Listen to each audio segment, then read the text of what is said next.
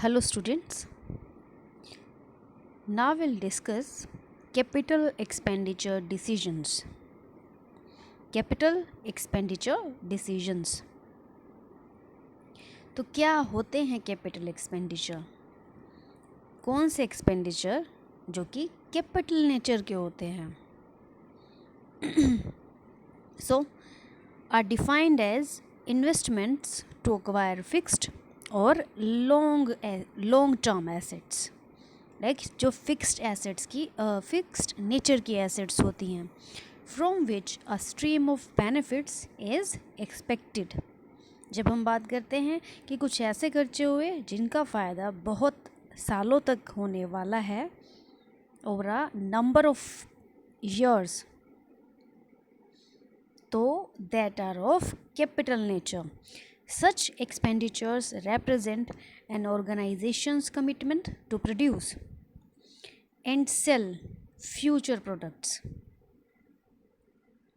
Produce and sell future products and engage in other activities. Capital expenditure decisions form a foundation for the future profitability of a company. तो activities जो होंगी are made up of two distinct processes. First one is making the decision and second implementing it. Like पहले तो decision लेना और make करें फिर implement करें. ओके तो दो पार्ट्स में हो गया ये. Then capital expenditure decisions are concerned with decisions regarding investment of funds. कौन से निर्णय लेने हैं? Investment of funds in fixed and current assets for getting returns for a number of years. अभी कौन से रीजंस हैं? First, substantial sums of money are involved. Second, difficult to reverse the decision. Okay जब हम इतना मतलब बड़े investment का कैपिटल नेचर का इन्वेस्टमेंट करने वाले हैं तो बहुत सोच समझ के करना है हमें एक्सपेंडिचर, बहुत सोच समझ के हमें डिसाइड करना है.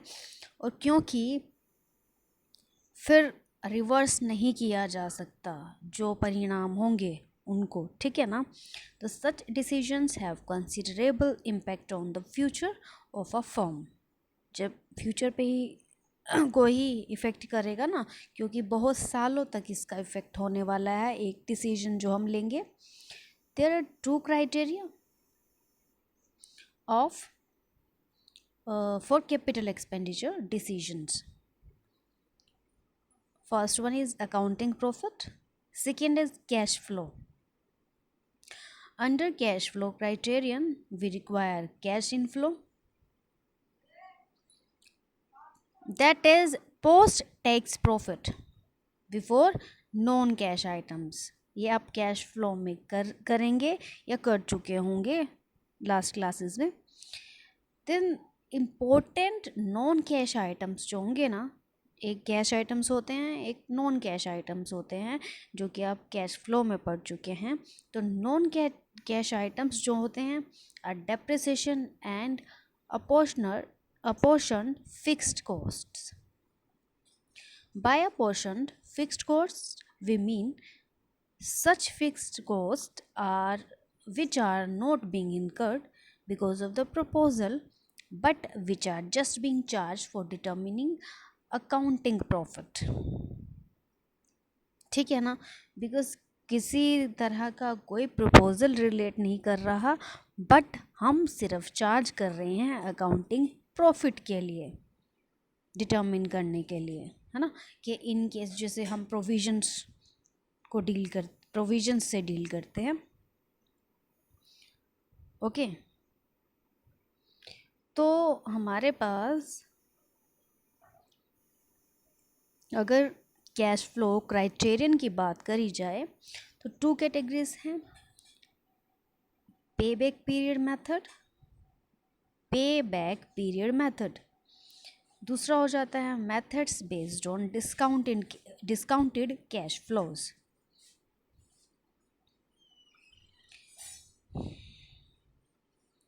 यहीं अगर बात करें तो डिस्काउंटेड कैश फ्लोज के बेस पर ही तीन इम्पोर्टेंट मेथड्स होते हैं, that is first one net present value NPV, second profitability index, and another one is internal rate of return, that is IRR.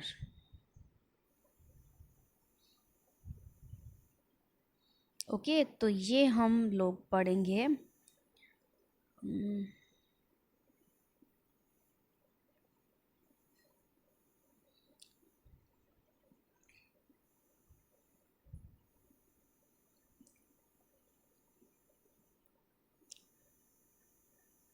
तो पेबैक पीरियड क्या होता है। दिस अप्रोच से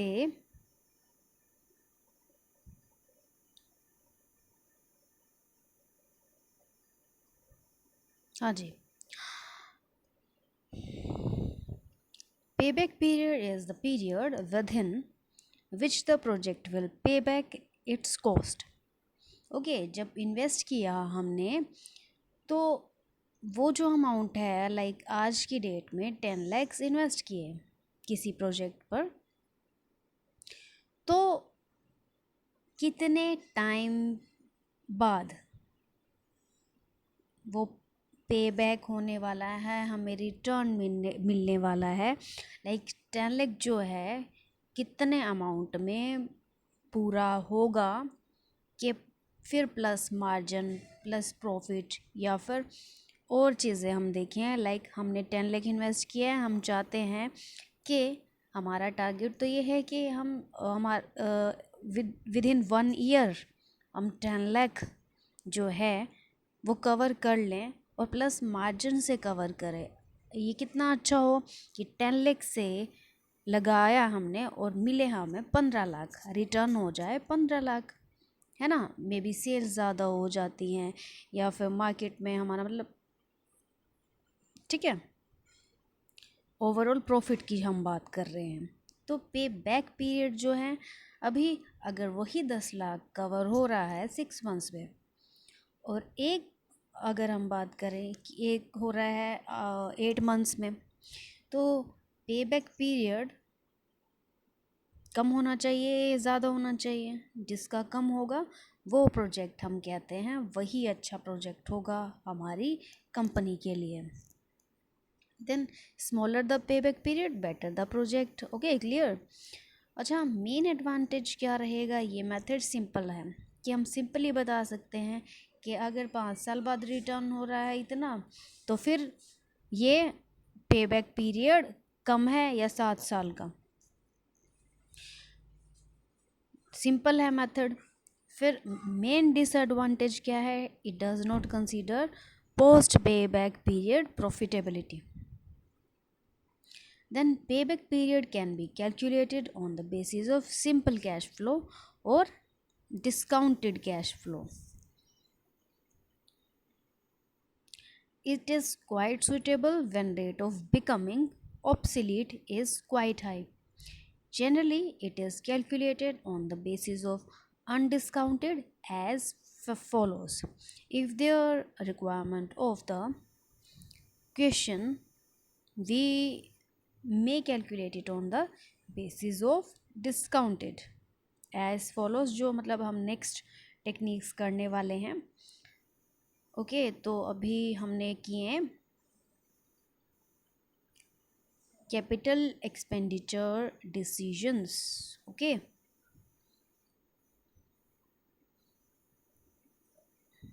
discounted cash flow will do next topic.